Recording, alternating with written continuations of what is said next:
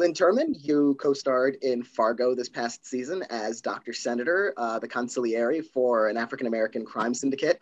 What makes him, kind of interesting is that he has this really cool head and this strong sense of dignity amid, sometimes this very chaotic, mob conflict. What did you think about the character when you first read the scripts?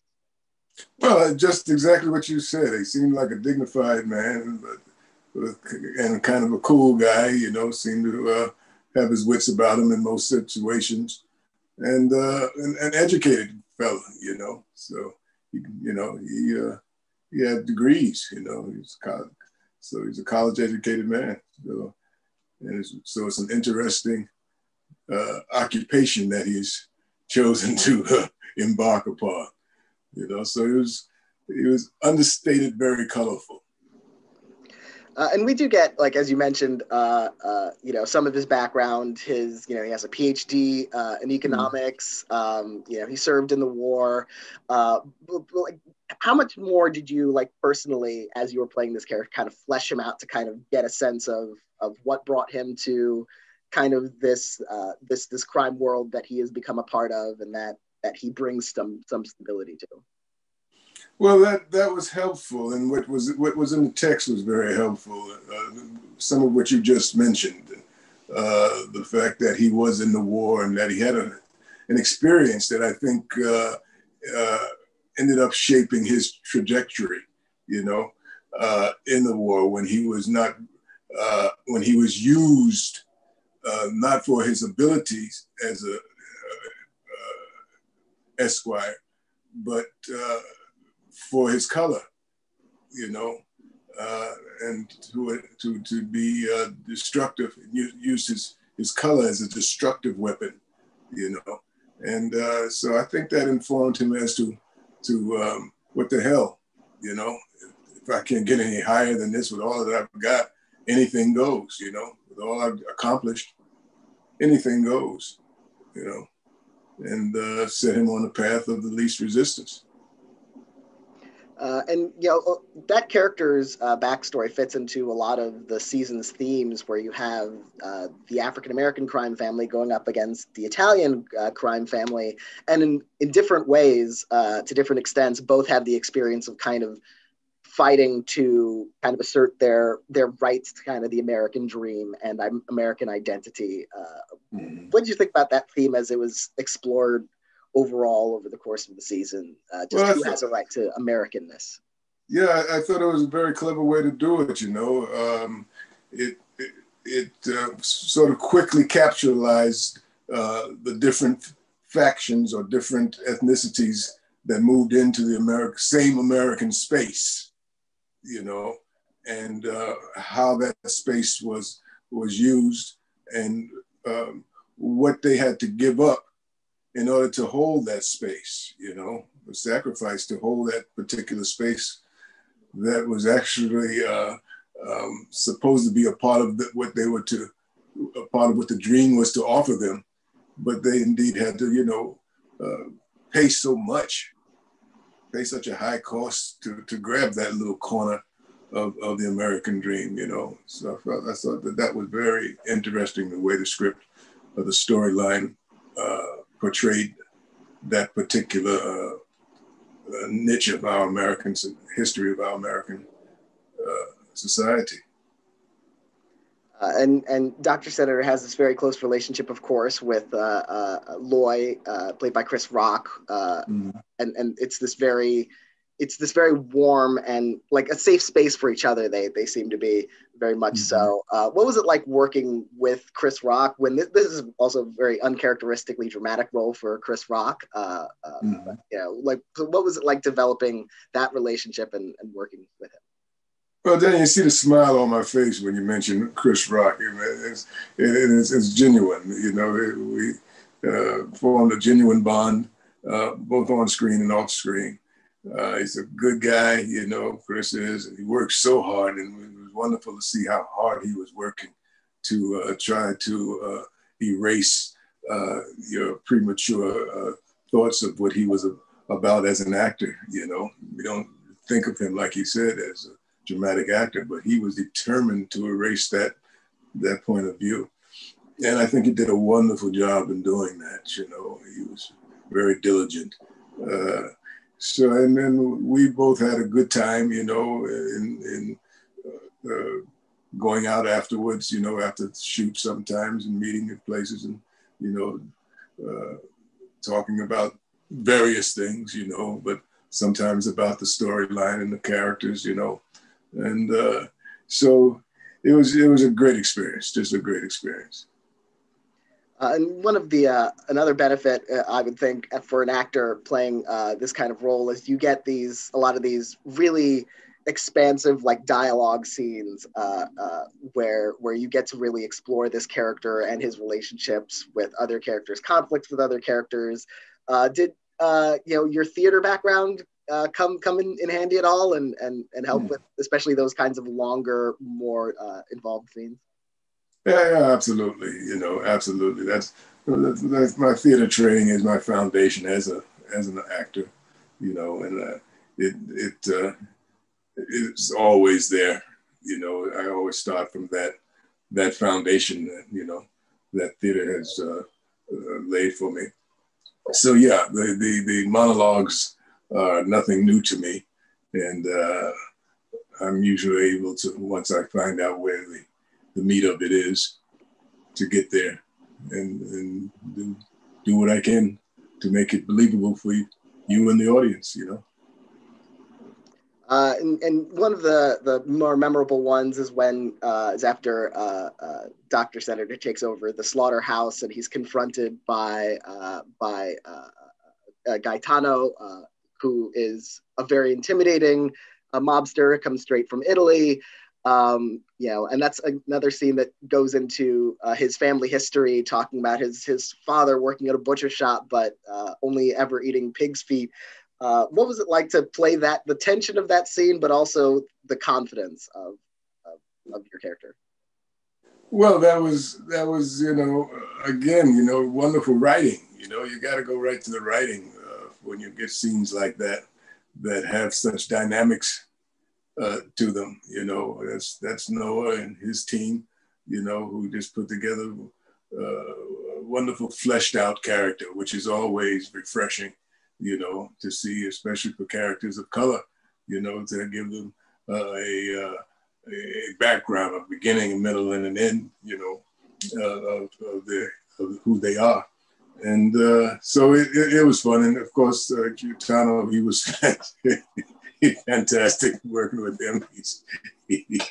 He's such a Goomba, you know.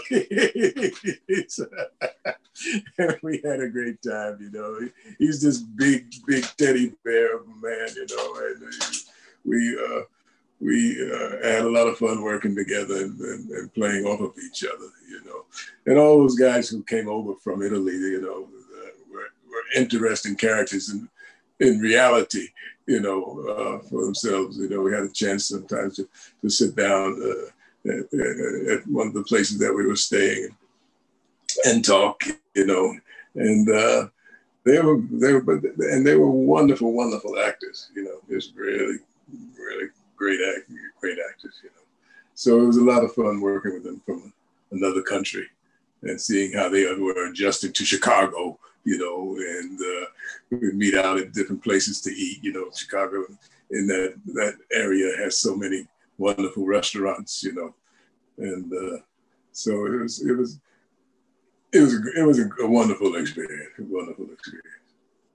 And you already mentioned the speech where Doctor is talking about his service in the war and how he was used.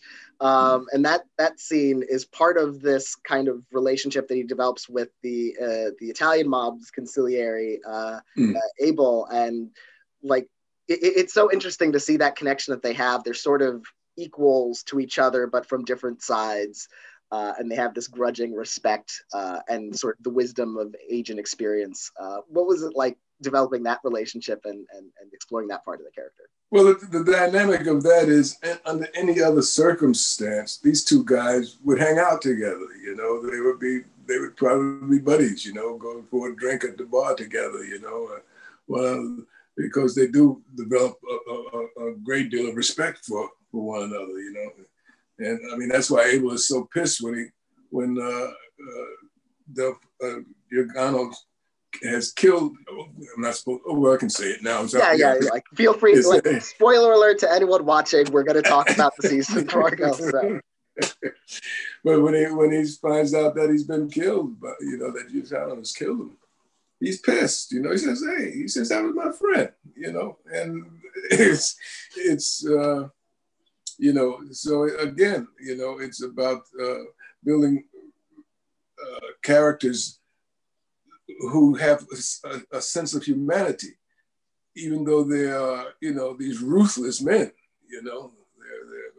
They're terrorizing the city, terrorize each other, but they have a sense of dignity about them that lets you know that there's a human element involved as well.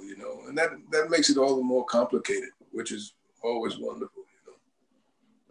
And again, spoiler alert to anyone who hasn't seen the season, but your character is eventually killed by the Italian syndicate. And what's so powerful about that scene, his final scene, is how, again, the dignity that he has, he refuses to lower himself to these men who are trying to threaten him, who are trying to just get him in line. Did you think that Doctor in that moment knew that he was about to be killed? Like when he gets up from that table and he's about to walk out that door, does he know that those were his last words, or does he think that their hopefully cooler heads will prevail? It was a classic old-fashioned gunfight at the OK Corral moment. It was really a Western moment where you see the one guy backing out of the saloon. If it had swinging doors, it would have been quite apropos. And the thing is that that character, Dr. Senator, really basically stayed at the dance too long as a thug. He was too slow, age-wise, and just in terms of keeping his guard up. He'd been around one beat too long, because at any other time they wouldn't have gotten the drop on him like they did, So I take it as a metaphor, as know when to get out. And the point is, you can't. It's just like what Corleone says in Godfather. Every time I try to get out, they pull me back in. You can't get out. And so that was one of those moments. I think he was just too slow.